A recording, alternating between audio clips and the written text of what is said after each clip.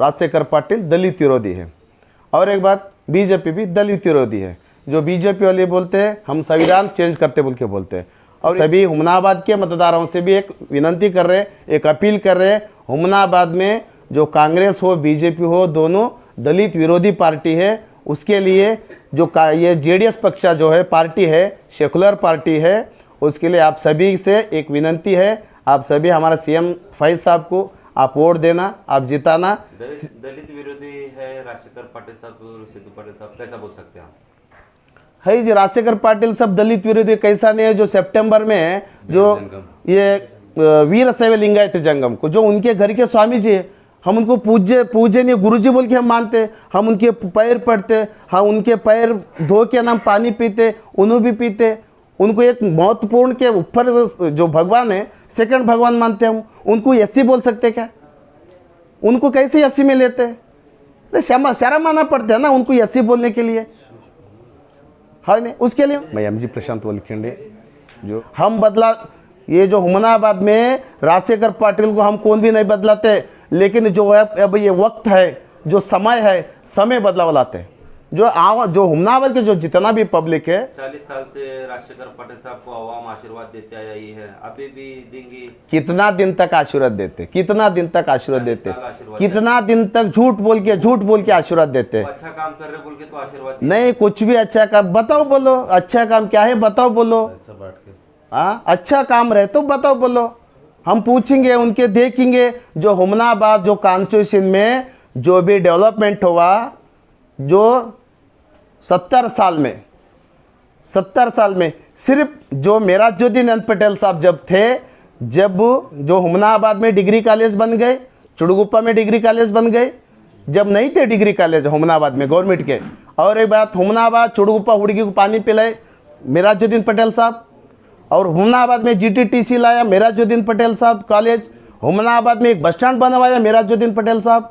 हाँ, हर एक जो भी इधर डेवलपमेंट हुआ मेराजुद्दीन पटेल साहब ने डेवलपमेंट करे। जी प्रशांत वलखेंडे, जो हमारे साहब जो है माजी मंत्री साहब हनुमंतप्पा पालकोट साहब जी है, इन्होंने जेडीएस पक्ष के वर्किंग प्रेसिडेंट भी है। ये हुमनाबाद को ये चुनावी इलेक्शन के प्रचार में आए सो साहब, ನಮ್ಮ ಪಕ್ಷದ ಅಭ್ಯರ್ಥಿಯಾಗಿರ್ತಕ್ಕಂಥ ಫಯಾಜ್ ಸಾಹೇಬ್ರವರ ಪ್ರಚಾರಕ್ಕೆ ನಾವು ಬಂದಿದ್ದೇನೆ. ನನ್ನ ಹೆಸರು ಹನುಮಂತಪ್ಪ ಹಾಲ್ಕೋಟ್, ನಾನು ಮಾಜಿ ಸಚಿವನಾಗಿದ್ದೇನೆ ಮತ್ತು ಜೊತೆಗೆ ನಾನು ನಮ್ಮ ಪಕ್ಷದ ರಾಜ್ಯ ಕಾರ್ಯಾಧ್ಯಕ್ಷನಾಗಿ ನಾನು ಕೆಲಸ ಮಾಡ್ತೇನೆ. ಇವತ್ತು ಇಲ್ಲಿಗೆ ಬಂದಿರತಕ್ಕಂಥದ್ದು ಫಯಾಜ್ ಸಾಹೇಬ್ರವರ ಪ್ರಚಾರಕ್ಕೆ ಬಂದಿದ್ದೇನೆ. ಬಹುಶಃ ಫಯಾಜ್ ಸಾಹೇಬ್ರವರು ಮತ್ತು ನಮ್ಮ ಪಕ್ಷದ 5 ಜನ ಅಭ್ಯರ್ಥಿಗಳು ಈ ಏನು ಬೀದರ್ದಲ್ಲಿ ಗೆಲುವು ಖಚಿತ ಅಂತಕ್ಕಂಥದ್ದು ನಮಗನ್ನಿಸ್ತದೆ. ಬಹುಶಃ ಇಷ್ಟು ದೊಡ್ಡ ಮಟ್ಟದಲ್ಲಿ ಗೆಲುವು ಕೊಡ್ತಕ್ಕಂಥದ್ದು ಮತ್ತು ಇಷ್ಟು ಅಭಿಮಾನದಿಂದ ಮತ ಹಾಕ್ತಕ್ಕಂಥದ್ದು, ಇಷ್ಟು ಅಭಿಮಾನದಿಂದ ನಮ್ಮನ್ನು ಪ್ರೀತಿ ವಿಶ್ವಾಸದಿಂದ ನೋಡ್ತಕ್ಕಂಥದ್ದು ಇದು ನನಗೆ ಮೊದಲನೇ ಬಾರಿ ಅಂತೇಳಿ ಅನ್ನಿಸ್ತದೆ. ಕುಮಾರಸ್ವಾಮಿಯವರು ಕಾರ್ಯಕ್ರಮಗಳು ಮತ್ತು ದೇವೇಗೌಡರ ಕಾರ್ಯಕ್ರಮಗಳು, ನಾವು ಮಾಡಿರ್ತಕ್ಕಂಥ ಹಿಂದೆ ನಮ್ಮ ವಿ.ಪಿ. ಸಿಂಗ್ ಅವರಾಗಿರಲಿ, ಚಂದ್ರಶೇಖರ್ ಅವರಾಗಿರಲಿ, ಅವರೆಲ್ಲ ಜನತಾದಳದಾಗಿದ್ದವರು. ಅವರು ಮಾಡಿರ್ತಕ್ಕಂಥ ಕೆಲಸಗಳು ಕೂಡ ಇವತ್ತು ಕೂಡ ಜನರ ಮನದನಿಸಿನಲ್ಲಿ ಇದೆ. ಅವರು ಆ ಕಾರಣಕ್ಕಾಗಿ ನಮ್ಮ ಪಕ್ಷನ ಭಾಳ ಚೆನ್ನಾಗಿ ಬೆಂಬಲಿಸ್ತಾರೆ ಅಂತಕ್ಕಂಥದ್ದು ಇದೆ ನಮಗೆ. ಈಗೇನಂತಂದರೆ ನಮ್ಮ ಪಕ್ಷದ ಎಲ್ಲ ಮುಖಂಡರು ಕೂಡ ನಾವೆಲ್ಲ ರಾಜ್ಯದ ಎಲ್ಲ ಜಿಲ್ಲೆಗಳಿಗೆ ಹೋಗಿ ಭೇಟಿ ಕೊಡಿಸ್ತಕ್ಕಂಥ ಕೆಲಸ ಮಾಡಿದಂಥ ಸಂದರ್ಭದಲ್ಲಿ ನಮಗೆ ಅನ್ನಿಸ್ತದೆ ಈ ಸಲ ನಾವು ಜನತಾದಳ ಅಧಿಕಾರಕ್ಕೆ ಬರೋದರಲ್ಲಿ ಅನುಮಾನ ಇಲ್ಲ. ಸನ್ಮಾನ್ಯ ಶ್ರೀ ಕುಮಾರಸ್ವಾಮಿಯವರು ಮತ್ತೆ ಮುಖ್ಯಮಂತ್ರಿ ಆಗ್ತಾರೆ ಅನ್ನೋದರಲ್ಲಿ ಅನುಮಾನ ಇಲ್ಲ. ಈ ವಾತಾವರಣ ಏನಂತ ಕೇಳಿದರೆ, ನಮಗೆ ಇಷ್ಟ್ಯಾಕೆ ದೊಡ್ಡ ವಾತಾವರಣ ನಮ್ಮ ಪರವಾಗಿ ಬಂದಿದೆ ಅಂತಂದರೆ, ಕುಮಾರಸ್ವಾಮಿ ಅವರು ಮುಖ್ಯಮಂತ್ರಿ ಆಗಿರತಕ್ಕಂಥ ಸಂದರ್ಭದಲ್ಲಿ ಅವರ ಕಾರ್ಯಕ್ರಮಗಳು ಭಾಳ ಅದ್ಭುತವಾದಂಥ ಕಾರ್ಯಕ್ರಮಗಳು ಸನ್ಮಾನ್ಯ ಶ್ರೀ ಕುಮಾರಸ್ವಾಮಿ ಅವರು ಜನಸಾಮಾನ್ಯರಿಗೆ ಮತ್ತು ಮತದಾರರಿಗೆ ಕೊಟ್ಟಿರ್ತಕ್ಕಂಥದ್ದು ನಾವು ನೋಡ್ತೇವೆ. ಮತದಾರರಿಗೆ ಕುಮಾರಸ್ವಾಮಿ ಅವರು ಯಾವ ಭರವಸೆನೂ ಅವರು ಮುಖ್ಯಮಂತ್ರಿ ಆಯ್ತು ಅನ್ನೋ ಗ್ಯಾರಂಟಿ ಇರಲಿಲ್ಲ. ಲಾಸ್ಟ್ ಟೈಮ್ ಕಾಂಗ್ರೆಸ್ ಸರ್ಕಾರದಲ್ಲಿ ಅವರು ಮುಖ್ಯಮಂತ್ರಿ ಆಗಿರ್ತಕ್ಕಂಥ ಸಂದರ್ಭದಲ್ಲಿ ನ್ಯಾಷನಲೈಸ್ ಬ್ಯಾಂಕಿಗೆ ಯಾರಾದರೂ ಸಾಲ ಮನ್ನಾ ಮಾಡಿದರೆ ಕರ್ನಾಟಕ ರಾಜ್ಯದಲ್ಲಿ ಅವರು ಒಬ್ಬರು ಸನ್ಮಾನ್ಯ ಶ್ರೀ ಕುಮಾರಸ್ವಾಮಿ ಅವರು. ನ್ಯಾಷನಲೈಸ್ ಬ್ಯಾಂಕ್ ಸಾಲ ಯಾರೂ ಮನ್ನಾ ಮಾಡಿರಲಿಲ್ಲ. ಆದರೆ ರಾಜ್ಯದಲ್ಲಿರ್ತಕ್ಕಂಥ ಸೊಸೈಟಿ ಸಾಲಗಳನ್ನು ಮನ್ನಾ ಮಾಡ್ತಕ್ಕಂಥ ನಿರ್ಧಾರ ತಗೊಂಡ್ರು. ಸರ್ಕಾರಿ ಸಾಲನ ಮನ್ನಾ ಮಾಡ್ತಕ್ಕಂಥ ನಿರ್ಧಾರ ತಗೊಂಡಿದ್ದಾರೆ. ಆದರೆ ನ್ಯಾಷನಲೈಸ್ ಬ್ಯಾಂಕ್ನಲ್ಲಿ ಯಾವುದೇ ಸಾಲ ಮಾಡಿದರೂ 2 ಲಕ್ಷ ರೂಪಾಯಿಯನ್ನು ಮನ್ನಾ ಮಾಡ್ತಕ್ಕಂಥ ನಿರ್ಧಾರ ಕರ್ನಾಟಕ ರಾಜ್ಯದಲ್ಲಿ ಯಾರಾದರೂ ಮಾಡಿದರೆ ಅದು ಜನತಾದಳ ಅಂತಕ್ಕಂಥದ್ದು ತಮಗೆ ಗೊತ್ತಿರತಕ್ಕಂಥ ವಿಷಯ. ಅಷ್ಟೇ ಅಲ್ಲ, ಆವಾಗ ಕುಮಾರಸ್ವಾಮಿ ಅವರು ರೈತರಿಗೆ ಬೀಜ ಮತ್ತು ಗೊಬ್ಬರಗಳನ್ನು ಕೂಡ ಭಾಳ ಉಚಿತವಾಗಿ ಕೊಡ್ತಕ್ಕಂಥ ಏನು ಸಬ್ಸಿಡಿ ದರದಲ್ಲಿ ಕೊಡ್ತಕ್ಕಂಥದ್ದು ಕುಮಾರಸ್ವಾಮಿ ಅವರು ಆ ಕಾಲದಲ್ಲಿ ಮಾಡಿದ್ರು ಅಂತಕ್ಕಂಥದ್ದು ಜನರ ಮನಸ್ಸಿನಲ್ಲಿ ಇದೆ. ಮತ್ತು ಕುಮಾರಸ್ವಾಮಿ ಅವರು ಮುಖ್ಯಮಂತ್ರಿ ಆಗಿರ್ತಕ್ಕಂಥ ಸಂದರ್ಭದಲ್ಲಿ ಅನೇಕ ವಿದ್ಯಾರ್ಥಿನಿಯರಿಗೆ ಉತ್ತಮವಾದಂಥ ಸೇವೆ ಮಾಡೋದರಲ್ಲಿ ಅವರು ಯಶಸ್ವಿ ಆದರು ಅಂತಕ್ಕಂಥದ್ದು. ನೀರಾವರಿಗೆ ಒತ್ತು ಕೊಟ್ಟರು. ಅದ್ರ ಜೊತೆಯಲ್ಲಿ ರೈತರು ಸಾಲ ಮನ್ನಾ ಮಾಡಿದ್ರೆ ಅಷ್ಟೇ ಅಲ್ಲ, ವಿದ್ಯಾರ್ಥಿಗಳಿಗೆ ಉದ್ಯೋಗ ಕೊಡೋದರಲ್ಲಿ ಅವ್ರು ಹೆಚ್ಚಿನ ಆಸಕ್ತಿಯನ್ನು ತೋರಿಸಿದ್ರು. ಆದರೆ ಅವ್ರ ಕಾಲಕ್ಕೇನು ಅಪಾರ್ಟ್ಮೆಂಟ್ ಆದವು. ಅವ್ರ ನಂತರ ಈಗೇನು 5 ವರ್ಷ ಸರ್ಕಾರ ಬಂದದ, ಒಂದು ಅಪಾರ್ಟ್ಮೆಂಟ್ ನಾವು ನೋಡೋಕ್ಕಾಗಲ್ಲ. ಕೇಂದ್ರ ಸರ್ಕಾರದಲ್ಲಿ 8 ವರ್ಷಕ್ಕೆ ಸರ್ಕಾರ ಆಡಳಿತ ಆಯ್ತು, ಇಲ್ಲಿಗೆ 8-9 ವರ್ಷ. ಆದರೆ ಇವತ್ತಿಗೂ ಕೂಡ ಅವರು 1 ರೂಪಾಯಿನೂ ಕೂಡ ಸಾಲ ಮನ್ನಾ ಮಾಡಿರೋದಾಗಲಿ, ಮಕ್ಕಳಿಗೆ ಉದ್ಯೋಗ ಕೊಟ್ಟಿರ್ತಕ್ಕಂಥದ್ದಾಗಲಿ ನಾವು ನೋಡೋಕ್ಕಾಗೋದಿಲ್ಲ. ನಾನು ವಿಶೇಷ ಅಂದರೆ ಸಾಮಾನ್ಯವಾಗಿ ಎಲ್ಲ ಜಿಲ್ಲೆ ಎಲ್ಲ ಕ್ಷೇತ್ರ ಎಲ್ಲ ಕ್ಷೇತ್ರಕ್ಕೆ ನಾವು ಹೋಗ್ತೀನಿ. ನಾನು ಈಗಾಗಲೇ ರಾಯಚೂರು ಜಿಲ್ಲೆಯಲ್ಲಿ ಮಾಡಿದ್ದೀನಿ.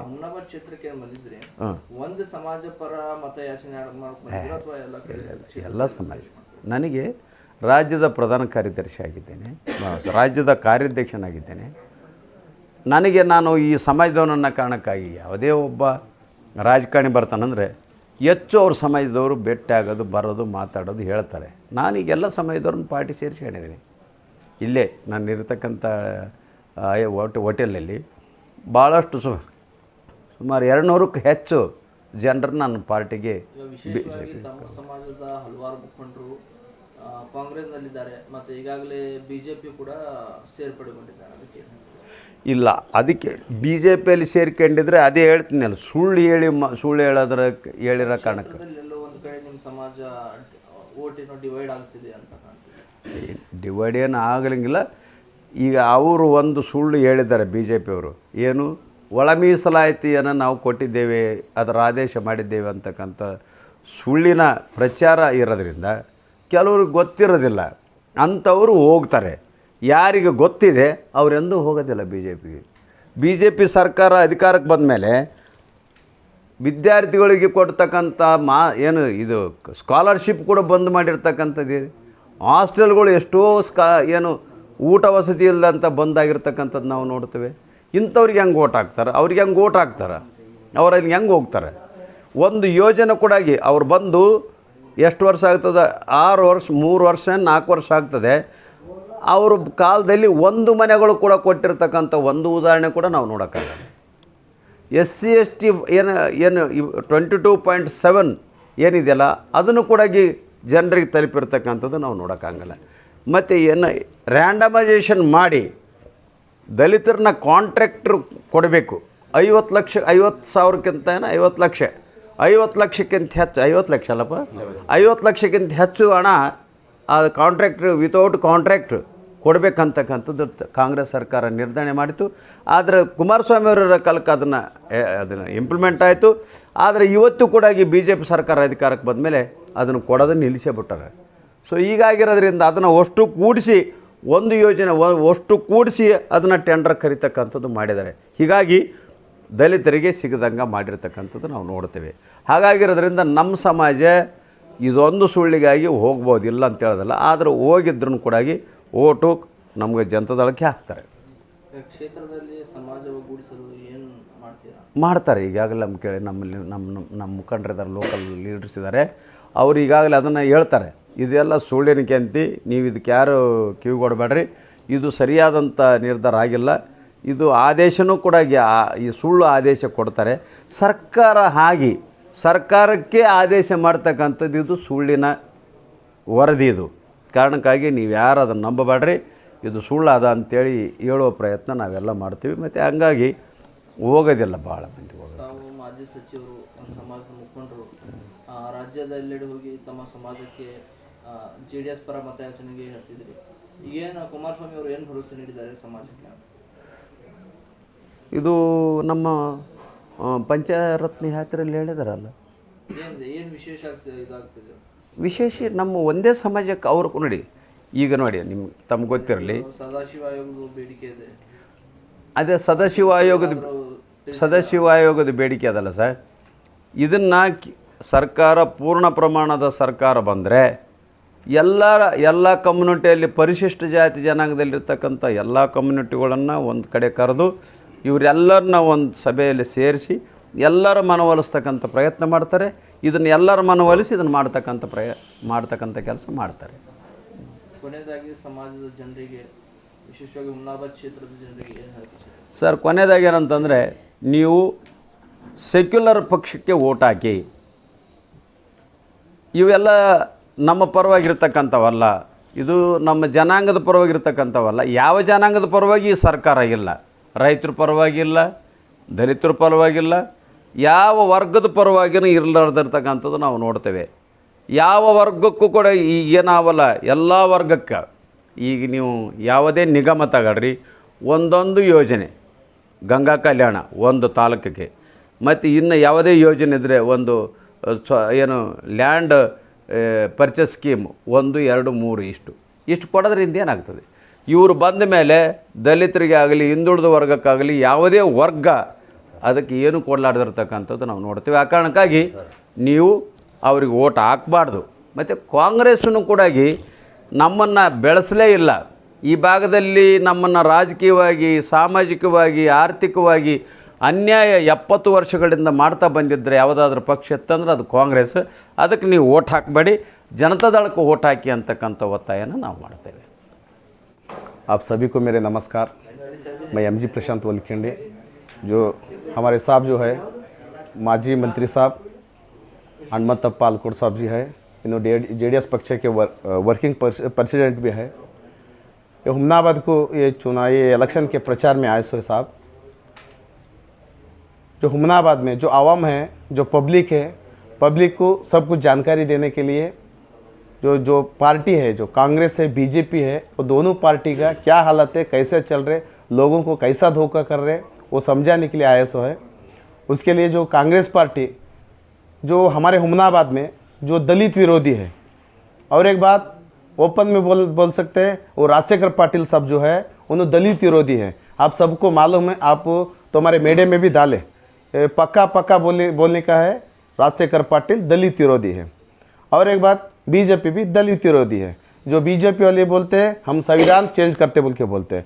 और इन कांग्रेस पार्टी के जो हमारे एमएलए साहब है राजशेखर पाटिल जी, उन्हें जो सितंबर मंथ में उन्हें एक स्टेटमेंट ये सिफारिश किए थे कर्नाटक गवर्नमेंट को, मुख्यमंत्री को, जो और एक जो कम्युनिटी है वो कम्युनिटी को एससी सर्टिफिकेट देव बोल के। जो एससी जो रिजर्वेशन है ये क्या डस्टबिन है क्या? ये डस्टबिन सब पूरा डालना बोल के क्या सोच रहे? आप भी बड़े हैं, पढ़े लिखे सो है, 20-25 साल से तुम राजनीति में है, तुम भी सोच समझ कर सिफारिश करना। और एक बात, जो बीजेपी में और एक ये फिर रहे लोग, झूठ बोल के फिर रहे, जो सदाशिव न्यायमूर्ति सदाशिव आयोग इम्प्लीमेंटेशन हो गए, हमारा पास ये है वो है। ये सदाशिव आयोग जो है वर्दी उन ओपन करे नहीं, देखे नहीं, उनका उन्हें चुनना लगाने के लिए जो इलेक्शन में वोट लेना बोल के, झूठ बोल के वोट लेना बोल के, वो सदाशिव आयोग हम इम्प्लीमेंटेशन करे बोल के झूठ बोल रहे। हम सभी हुमनाबाद के, कर्नाटक के सभी मतदाताओं को एक बात बोलते, ये सदाशिव आयोग कुछ भी नहीं है, कुछ भी नहीं होते, वो नहीं करे। उन्होंने जो अगले जो सरकार आते हैं, हमारे साहब जी ने बोले कि हर एक जो एससी कम्युनिटी में जितना भी पब्लिक है, जितना कास्ट है, उतना कास्ट को लेकर अच्छी तरह से बात कर को, किनको भी तकलीफ नहीं होना, वैसा हिसाब कर को जो इम्प्लीमेंटेशन जो हमारे कुमारस्वामी साहब ने करते बोल के सर ने बताया। उसके लिए हम सभी हुमनाबाद के मतदाताओं से भी एक विनती कर रहे हैं, एक अपील कर रहे हैं, हुमनाबाद में जो कांग्रेस हो, बीजेपी हो, दोनों दलित विरोधी पार्टी है। उसके लिए जो ये जेडीएस पक्ष जो है पार्टी है, सेकुलर पार्टी है, उसके लिए आप सभी से एक विनती है, आप सभी हमारा सीएम फैज साहब को आप वोट देना, आप जिताना। दलित विरोधी है राजशेखर पाटिल साहब, सिद्धू पाटिल साहब, कैसा बोल सकते हैं आप? है जी राजशेखर पाटिल सब दलित विरोधी कैसा नहीं है जो सितंबर में जो ये वीर शैव लिंगायत जंगम को जो उनके घर के स्वामी जी है, हम उनको पूजनीय गुरुजी बोल के हम मानते, हम उनके पैर पड़ते, हम उनके पैर धो के हम पानी पीते, उन्हें भी पीते, उनको एक महत्वपूर्ण के ऊपर जो भगवान है सेकंड भगवान मानते हम, उनको एससी बोल सकते क्या? उनको कैसे एससी में लेते? अरे शर्म आना पड़ता है ना उनको एससी बोलने के लिए, है नहीं? उसके लिए उन्होंने दलित विरोधी है। और एक बात तो यरंडगी ग्राम पंचायत थे, यरंडगी ग्राम पंचायत में हमारे अध्यक्ष मैडम जी थे हमारे, उनके लिए भी अलग अलग बात करें, आप सबको मालूम है।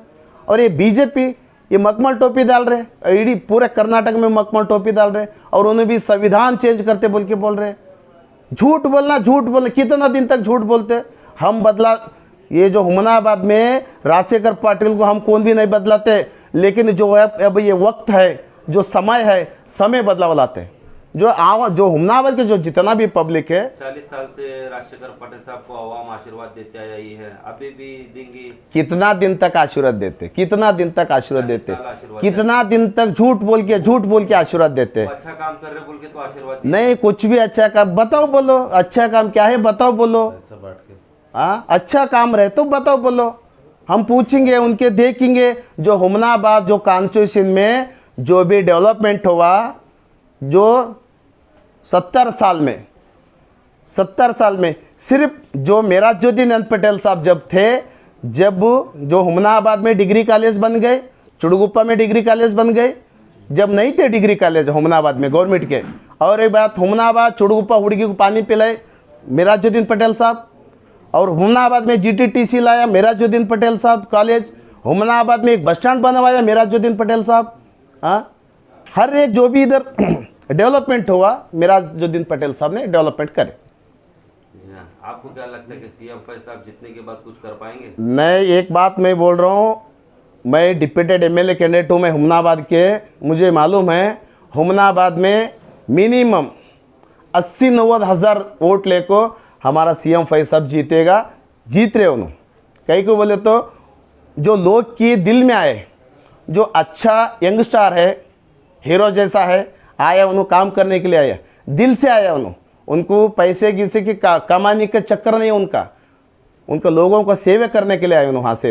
इधर कौन भी नहीं है बोल के उन्होंने आए इधर। अब तक 6 महीने हुआ आके। हाँ, 6 महीने में ऐसा क्या किए पब्लिक के लिए? कुछ किए? पब्लिक के लिए कुछ करने के लिए उनके हाथ में क्या है?